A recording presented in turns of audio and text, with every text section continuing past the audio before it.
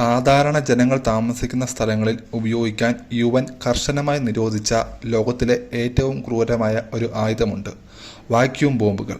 സാധാരണ ഒരു ബോംബിനുള്ളിൽ ഇന്ധനത്തോടൊപ്പം ഓക്സിഡൈസർ എന്നൊരു കെമിക്കൽ കൂടി കാണും. ബോംബ് പൊട്ടുമ്പോൾ ഈ ഓക്സിഡൈസർ ഉള്ളിൽ വെച്ച് തന്നെ ഓക്സിജൻ പുറത്തുവിട്ട് മില്ലി സെക്കൻഡുകൾക്കുള്ളിൽ ഇന്ധനം കത്തിക്കുകയാണ് ചെയ്യുന്നത്. എന്നാൽ ഈ ഓക്സിജൻ ഇല്ലെങ്കിൽ ബോംബ് ഒന്നിച്ച് പൊട്ടില്ല.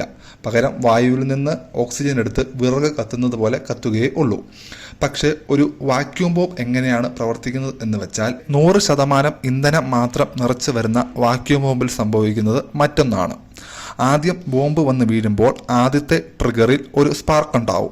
ഇതിലെ ഇന്ധനം മുഴുവനും അപ്പോൾ വായുവിലേക്ക് പടർന്ന് വലിയൊരു ഇന്ധന മേഘമായി മാറും. ഈ ഇന്ധനം അന്തരീക്ഷത്തിലെ ഓക്സിജനുമായി കലരുമ്പോഴാണ് രണ്ടാമത്തെ ട്രിഗറിൽ ഒരു സ്പാർക്ക് ഉണ്ടാവുന്നത്. ഇതോടെ ഈ ഇന്ധനമേഘം മുഴുവനും ഒന്നിച്ച് അതിഭീകരമായി പൊട്ടിത്തെറിക്കുകയും ചുറ്റുമുള്ള ഓക്സിജൻ മുഴുവൻ കത്തിച്ച് തീർത്ത് ഇവിടെ ഒരു വാക്യൂം ഉണ്ടാക്കുകയും ചെയ്യുന്നു. കേൾക്കുമ്പോൾ വലിയ കഥയായി തോന്നുമെങ്കിലും ഇതൊക്കെ ഒരു മില്ലി സെക്കൻഡിലാണ് നടക്കുന്നത്.